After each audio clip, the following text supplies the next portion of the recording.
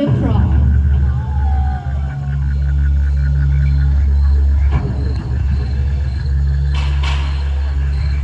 Circling around, the turkey vulture uses a powerful sense of smell to detect carrion.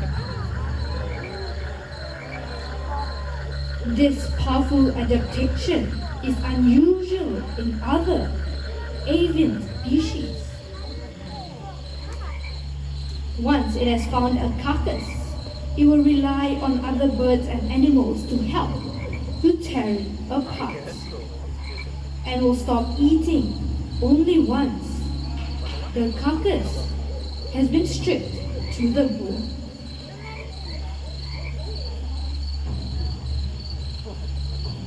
As this comes to an end, the sinister-looking scavenger prepare to rest, just as the creatures of the night begin to awaken.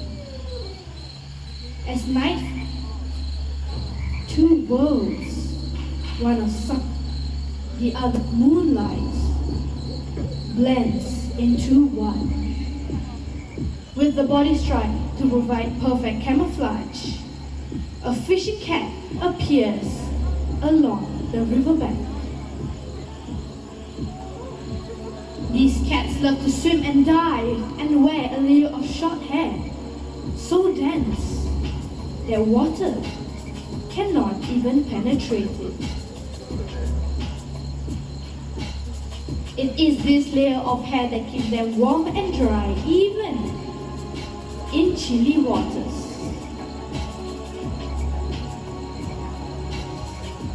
Fishing cats are rapidly disappearing due to habitat loss and poaching. They deserve our protection before these quiet hunters disappear forever. Good evening once again and welcome to the world of the night hunters. Now I've often been asked, how do nocturnal animals survive? Where all night creatures have unique adaptation in the forest. For example, the Bantu rock. Now they are jet black in color, which makes them almost invisible at night, with their excellent eyesight and quick ways of moving through the dense forest. Now birds' eggs happen to be their favorite, but they also feed on fish, fruits, and other small animals. Now let's say hi, Nania!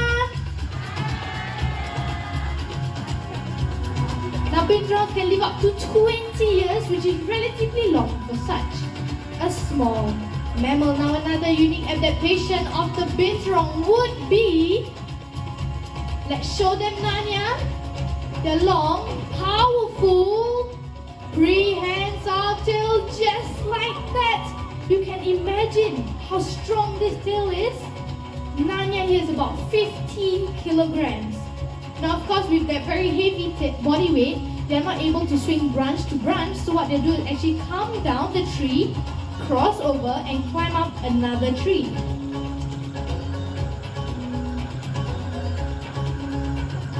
Now as Nanya slowly heads back, let's take a look at the way that he walks. Binturongs are also known as Asian bear cats due to their short stubby legs and bear-like walk. Now the female binturongs are also known to be 20% heavier and larger than the male, but don't worry, they're also known to be more dominant. Now with that, let's say bye-bye, Nanya! Bye! While civets like the binturong rely on their keen sense of smell, other nocturnal animals rely on their acute sense of hearing.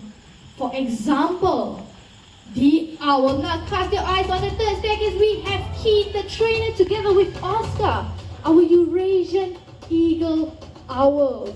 Now just like the name suggests, they can be found in Europe as well as some parts of Asia. Now in fact, they are known to be one of the largest species of owls in the entire world.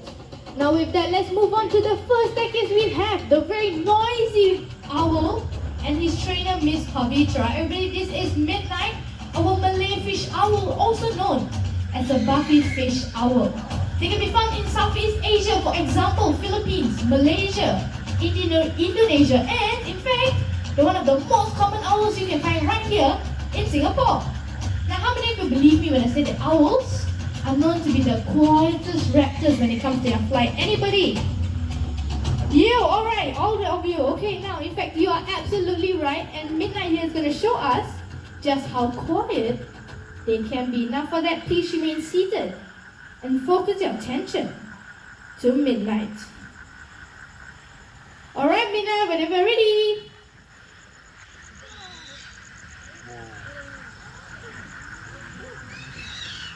And there we go, just like that. Now, apart from the screeching noise, did you notice that the wings made no sound at all? Right? Now, this is possible because owls have softened edges on their wingtips, which allows them to fly over fields and meadows silently without its prey or predators being able to sneak up on them. Now, owls also have asymmetrical ears, which means that one ear is actually set higher than the other, which allows them to listen to many different tones and sounds. Even sounds that we cannot hear, but they can hear.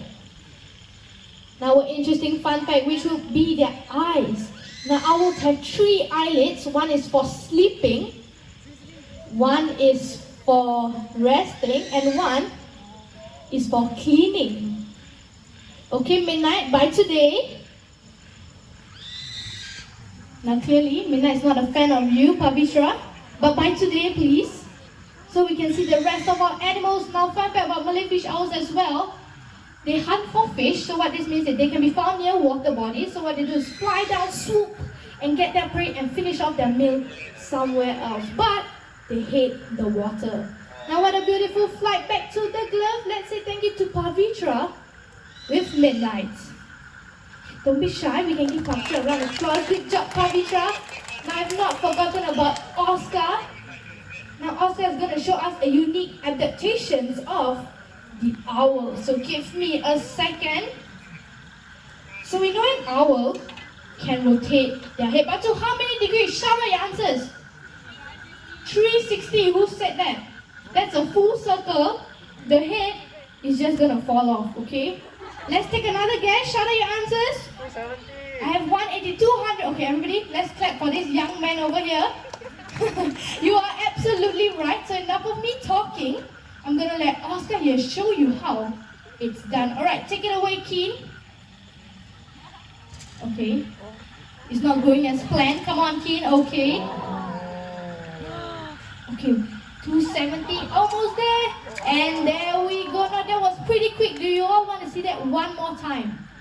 Yes, okay, one more time, Keen. Okay, okay.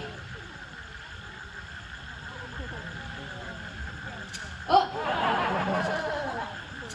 almost there, Oscar. And there we go, 270 degrees. Now this is possible because unlike you and I, an owl cannot rotate their eyeballs up and down or left and right. So instead, they have to rotate their head to take a look around their surroundings. Now, as I mentioned earlier, Oscar is a Eurasian eagle owl, one of the largest species of owls in the world. And they also have a very impressive wingspan, which could reach up to 6 feet. Now with that, thank you, Oscar, and thank you, Keen. Now for the next segment, I'm not going to tell you what animal it is just yet, but I am going to give you clues, okay? So I can tell you he's very cute, very small, and very playful. He goes by the name of Foxtrot. Now focus your attention to the right side of the stage. Coming out will be Foxtrot. And here he comes. Now Foxtrot is a fennec fox and they are native to the Sahara Desert. Now this is the trainer, Miss Kenzie.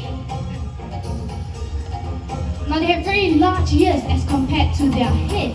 Now this allows them to listen for prey or predators sneaking up behind them, as well as get rid of any excess heat from their body.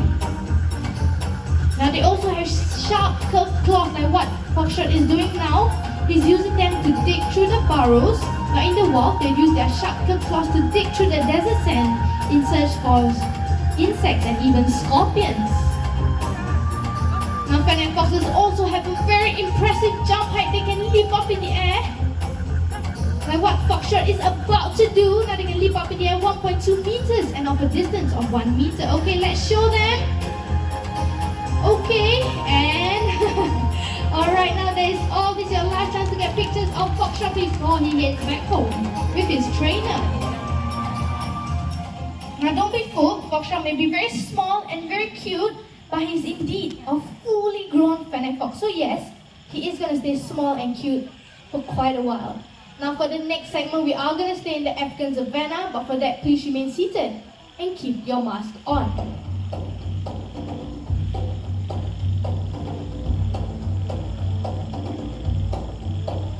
A famous hunter from the African continent. This animal possesses a keen sense of smell, able to detect carcasses from many miles away. The largest of its species, this is the spotted hyena. With powerful jaws, they are able to crush bones, even those of elephants. Together with an excellent digestive system, they are able to digest the entire prey, which includes the skin, teeth, bones, horns, and even the hoofs. Now most people think that hyenas are more closely related to the canine species due to their dog-like features, but in fact, they are more closely related to the cats. Now speaking of cats, coming out surely from the grasslands of Africa will be a slender-built serval, and clearly this is not the serval, this is just a human trainer, Mr. Zuhairi.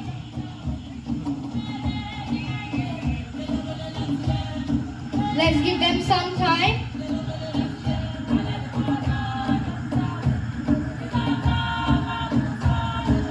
Okay, here comes the trainer with Shami. Now isn't she beautiful? Now though well adapted for hunting by jumping and pouncing, they're also excellent at probing through holes. Now this is because their slender forepaws which allow them to hook their prey and pull it out to eat. Now you see the trainer holding on to a feather. Now in the wild, what they do is actually leap up in the air to catch a low-flying bird that is slow to take off. So now Zuhairi will use that feather to get Shami's attention. Oh, Zuhairi, are we going to do it one more time? Okay, there was a fail, but Zuhairi's going to do it one more time. Now in the wild, they'll leap up in the air to catch a bird and use their powerful forearms to keep their prey down. Now clearly Shami is very interested. Now this is very similar to what we will do at home with our cat enrichment. Okay, we're gonna try that one more time. Oh, and clearly he can't be bothered with you, Zuhairi. Okay, Zuhairi asks us to wait. Let's give him some time.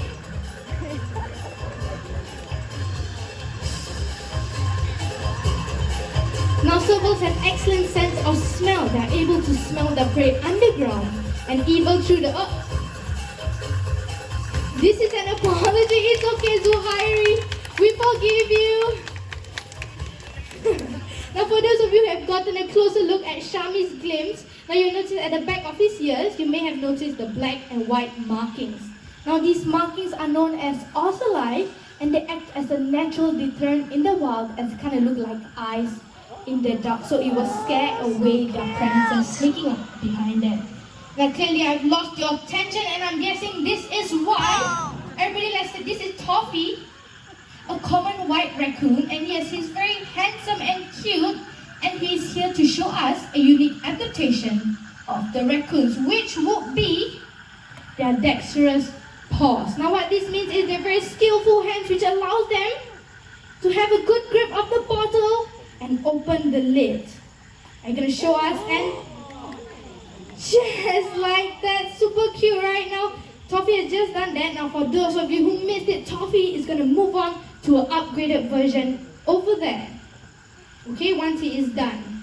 Now of course in the wild they'll not come across bottles like this, but they will come across crabs, prawns and snails. So what they do is actually pull apart the shell and eat the flesh that is inside.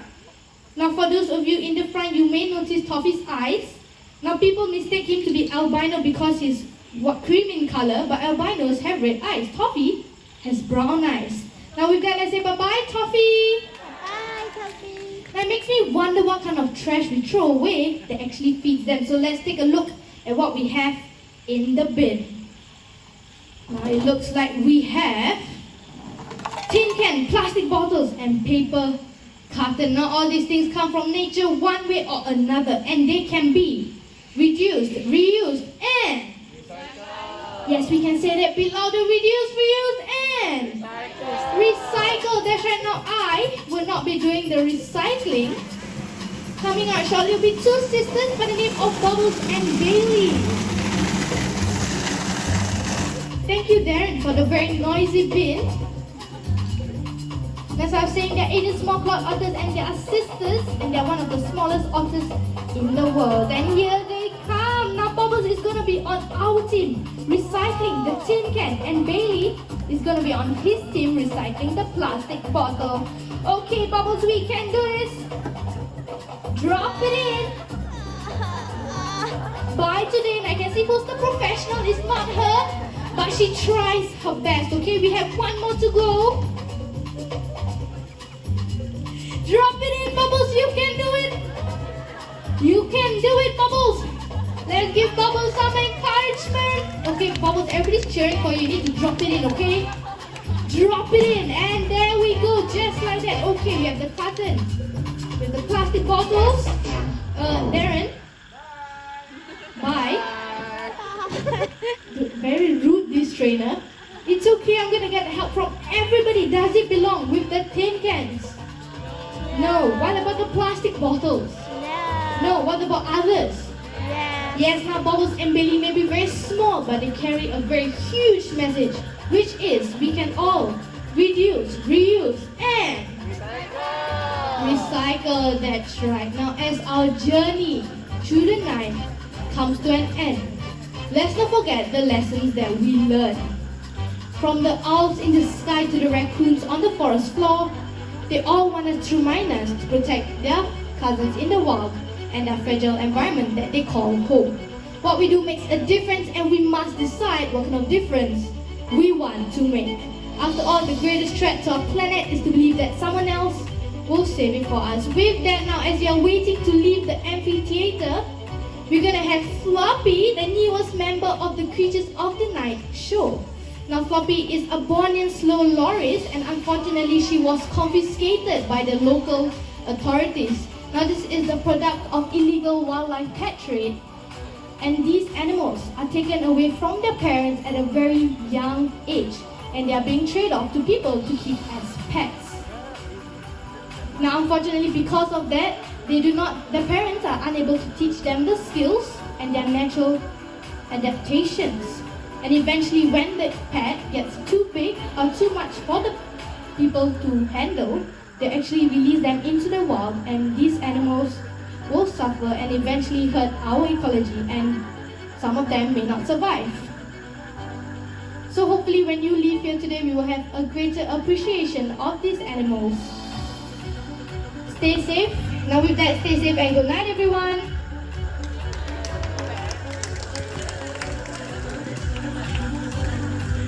Please remain seated and wait for our presenters or operation friends to call out to your row to exit. Now we'll direct you to the exit point, and once you have exited from the amphitheater, please do remember to practice social distancing by keeping at least 1 meter away from the next group of guests. With that, thank you for your understanding, stay healthy, and take care.